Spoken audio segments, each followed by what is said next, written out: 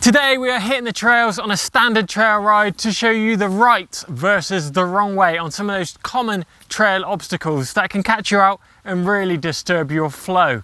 Let's go.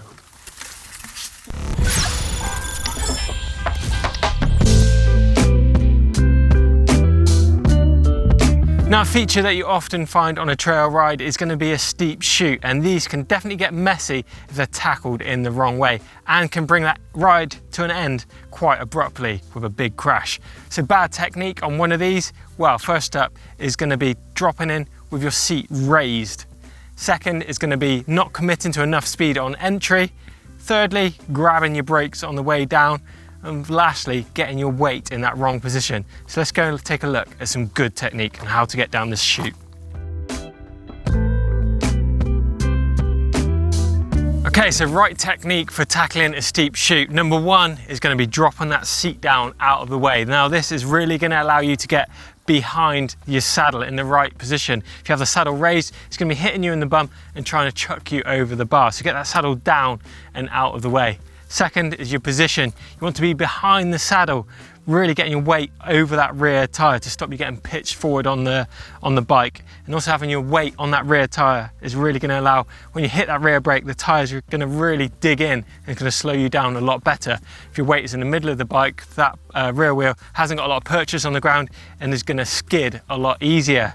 Then you just need to modulate your brakes. If you're braking on the face of the chute, just try and use that rear brake mostly. If you do need to do a bit harsher braking, you can use that front brake in a little bit of modulated movement just to keep that front wheel turning. But on a steep chute like that, I like to use my rear brake only and just keep a focus on that run out.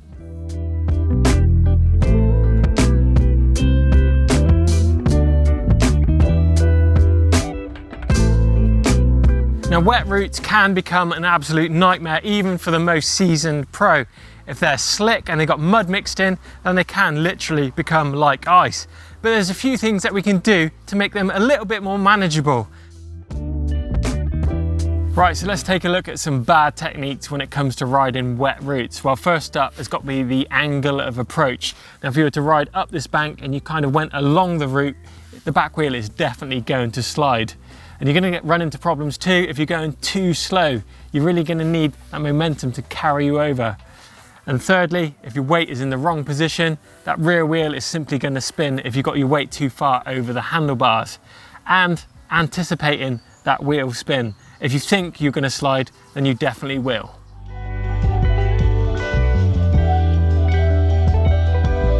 So how are we going to rectify that bad technique when it comes to riding wet routes? Well, firstly, as I mentioned, approach angle is definitely key. So when you come into a section of routes, you want to square them off. So you're hitting that route really direct. You're not going along it. You want your tyre to be in contact with the route as little as possible. So minimizing that contact area means less chance of a slide. Secondly, speed. Speed is definitely your friend when it comes to hitting routes. Yes, it might be a little bit more scary, but the less time that your tyre spends in contact with a route, the less chance of a slide. Body position. You just want to be in the middle of the bike. You don't want your weight really far on the front wheel, particularly if you're riding downhill, because that front wheel can slide out, slide out in a split second. If you can help the front wheel over wet routes by means of a little hop or lifting the front wheel, it's going to remove that front wheel out of the equation. And if the rear wheel slides, it's not such a big deal as dealing with a front wheel slide out.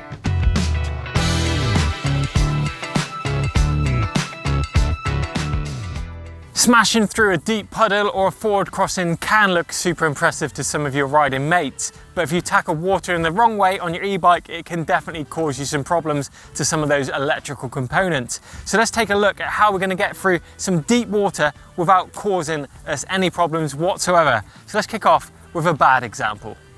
So bad technique. Number one is coming in too fast and too hot.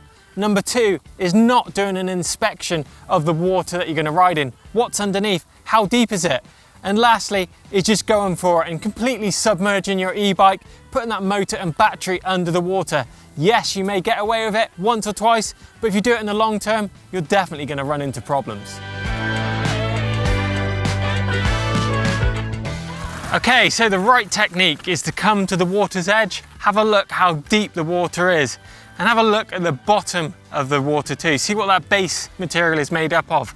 If it's going to be slightly soft, then you're going to need a bit more entry speed to allow you to keep your momentum up. If you lose your momentum, it's quite hard to keep going in water. And also, if there's a moving river, note the flow and the speed of the water too, because this is going to have a big effect onto how your bike is going to handle as you cross that river. Right, so let's get into this water and get through it nice and steady. So just going in nice and slow, looking at how deep it is ahead. If it gets deep, I'm just doing quarter cranks, little stabs on my pedals to keep my feet nice and dry. Keep on the motor out of the water, and there, done. Easy as that.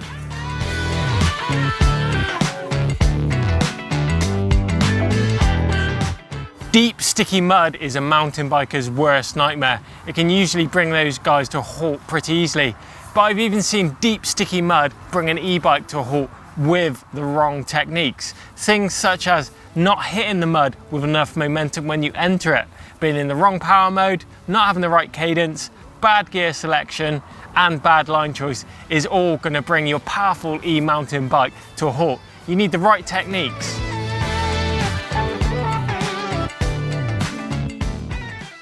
So the right technique for hitting sticky mud is going to be hitting it fast. You want a load of momentum. As soon as you hit that mud, you don't want it sucking you down to a standstill.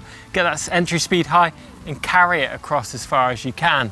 Power mode, super important here. Turbo mode, again, get that maximum assist out of your motor. If you're using eco, you're going to slow down and you're going to get bogged down. Gear selection, definitely crucial too. Nice, easy gear, keep that cadence high and keep that maximum motor assist. And again, line. Look for those areas that are going to be slightly less wet. For instance, if you're climbing up a hill and it's slippy, try and get to the vegetation on the side. That way it's going to give you a load of drive rather than spinning and getting bogged down in all that slippy stuff right in the middle of the trail.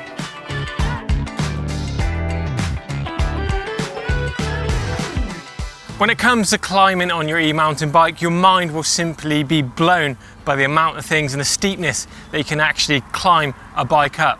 I've climbed some crazy things on my time here on EMBN, things you simply couldn't climb up on a standard mountain bike.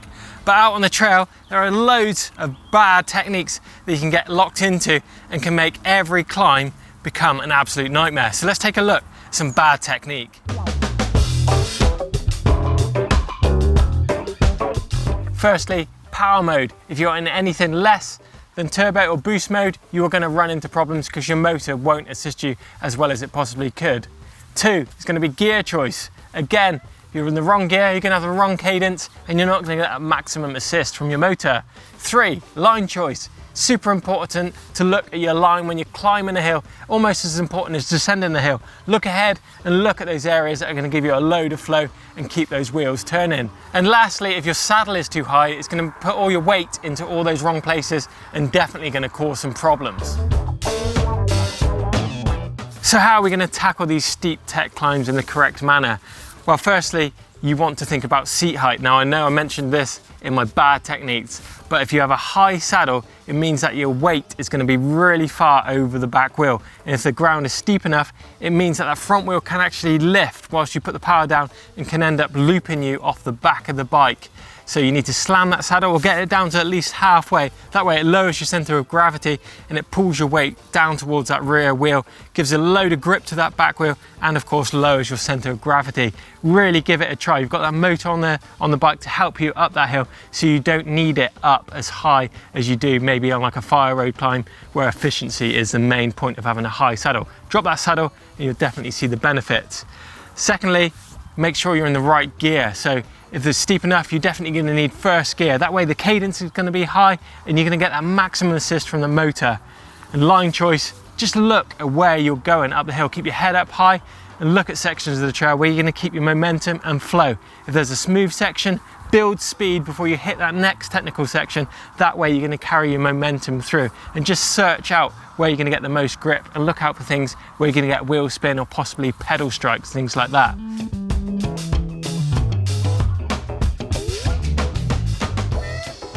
So there you have it, the right and the wrong way to tackle some of those common trail obstacles. Hopefully it's going to help you guys out in keeping that all-important flow out there on the trails.